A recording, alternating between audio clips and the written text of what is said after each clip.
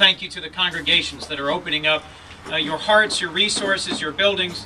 Thank you to the founding board members. Thank you to the folks who have this special vision. As we all know, this is a remarkably challenging time, and not the first time that this county or state or country has gone through hard times. My grandparents, both sides, were married in 1929, and I grew up with them telling us stories about how hard the Depression was and how it was the first time there really was mass homelessness in the United States. It reemerged in the late 1980s, and I worked for a year in New York City with the Coalition for the Homeless. And at that point, when there were literally thousands of people on the streets of New York, I went a couple of times to spend an evening in a homeless shelter. And there is nothing more grim, in some ways, depressing, than 1,000 men sleeping in cots spread across the floor of a National Guard armory, just trying to find a safe place for the night.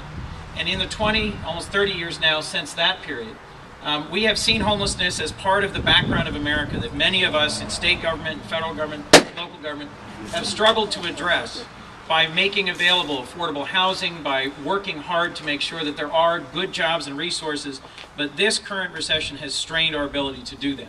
One of the great things that the stimulus made possible was hundreds of thousands of dollars that the county is spending, the city is spending, the state is spending on rapid rehousing and homelessness prevention programs.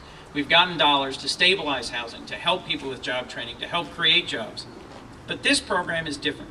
It's special. Because what it does is not just give people a safe place for one night, not putting them in one of those truly challenging places that I saw back in the 1980s. How many more are going to pop before I'm wondering when the governor's security detail is going to leap between me and him to save him from the next balloon. I noticed they didn't flinch, Jeff. That's good training on their part. I'm the one who's jumping. They're not moving. But if I could, what you are all about is embodied in the name. Family, promise. We can provide a roof over our head. We can pay for a utility bill. We can provide emergency relief in government, but we cannot provide family. And folks who go through the terror of being homeless, children who go through the difficulty, the trauma of being homeless, lose that sense of connectedness and of security that a family makes possible.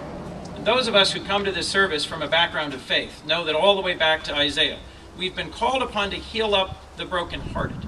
And what you are doing is not just providing a roof and a floor, not just pulling them together to a place where they can feel secure, but opening yourselves up to help care for these families in a way that will make a difference. Not one day, not 1 month, not 1 year, but for a lifetime, for you and for them. So I want to thank Dave and Tamika for this remarkable model. I want to pledge our ongoing support in what way I can, financially or as a volunteer, and I want to thank you for being a part of making Delaware the special sort of place it is. Thank you very much.